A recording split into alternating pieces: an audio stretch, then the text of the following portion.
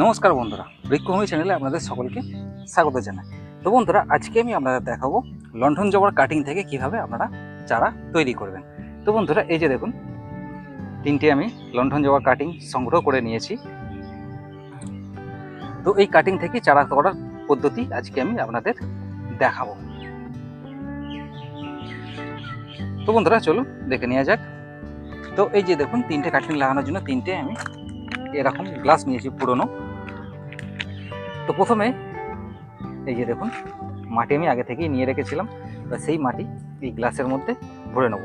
এতে শুধু জৈব সার ছাড়া আর অন্য কিছু মেশাইনি, সেটা যে কোনো প্রকারের জৈব সার হতে পারে।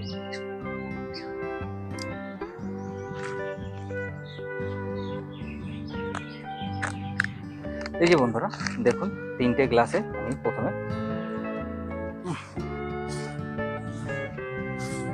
মাটি ভরে নিলাম। নেবার পরে এই যে কাটিংগুলো আছে, তিনটে গ্লাসে মাটি ভরে নেওয়ার পরে এই যে কাটিংগুলো আছে, কাটিংগুলোর এই যে প্রথমে পাতা, ফুল, কুঁড়ি যা আছে কেটে বাদ দিয়ে দেব। তো বাদ দেওয়ার সময় একটা বিষয় খেয়াল রাখবেন, যেন এই যে কচি পাতাগুলো, এই কচি পাতাগুলো কেটে বাদ দেবেন না।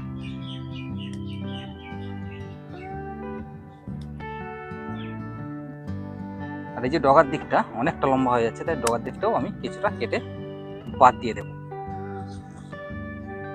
দেওয়ার পরে রুটিং হরমোন হিসেবে আমি ব্যবহার করব অ্যালোভেরা। এই যে দেখুন,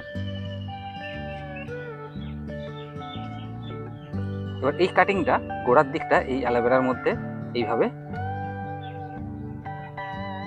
ডুবিয়ে এটা এই গ্লাসের মধ্যে লাগিয়ে দেব।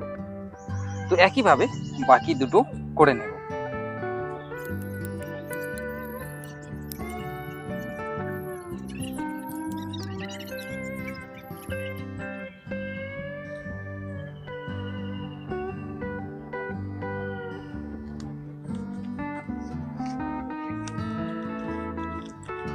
এই যে বন্ধুরা দেখুন, তিনটে লাগানো হয়ে গেল। তো এতে এবার জল দিয়ে দেব।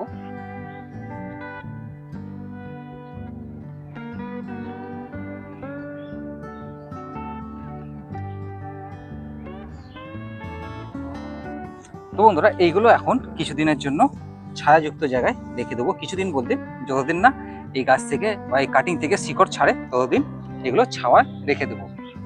বন্ধুরা, এই যে দেখুন, এই হচ্ছে সেই গাছ, যেই গাছ থেকে আমি এই ডাল সংগ্রহ করেছি। তো এই ভিডিও তো অলরেডি অনেকেই দেখে ফেলেছেন। যারা দেখেননি তারা এই ভিডিওর ডেসক্রিপশন বক্সে সেই ভিডিওর লিঙ্ক পেয়ে যাবেন। আপনারা সেখান থেকে গিয়ে দেখে নিতে পারেন, অথবা চ্যানেলে গিয়েও দেখে আসতে পারেন। বন্ধুরা, কাটিং তো লাগানো হয়ে গেছে, তো কিন্তু এইটা কতদিন সময় লাগবে, এই যে কাটিং থেকে শিকড় ছাড়তে কতদিন সময় লাগবে সেটা জানা নেই। তবে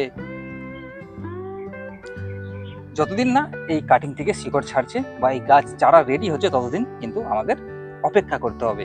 তো তারপর আমি আপনাদের জানাবো যে এটা কতদিন সময় লাগলো। দেখুন বন্ধুরা, এই যে দেখুন, লণ্ঠন জবার কাটিং থেকে কত সুন্দর একটা চারা তৈরি হয়ে গেছে। তো আরও যে দুটো চারা আছে সেগুলো ওই কিছুদিনের আগে যে ঝড় বৃষ্টি হয়েছিল তাতে নষ্ট হয়ে গেছে। তো এটা কিন্তু এখনো পর্যন্ত বেঁচে আছে, এই যে দেখুন। তো বন্ধুরা, আপনারা চাইলে এইভাবে লণ্ঠন জবার কাটিং থেকে চারা তৈরি করে নিতে পারেন।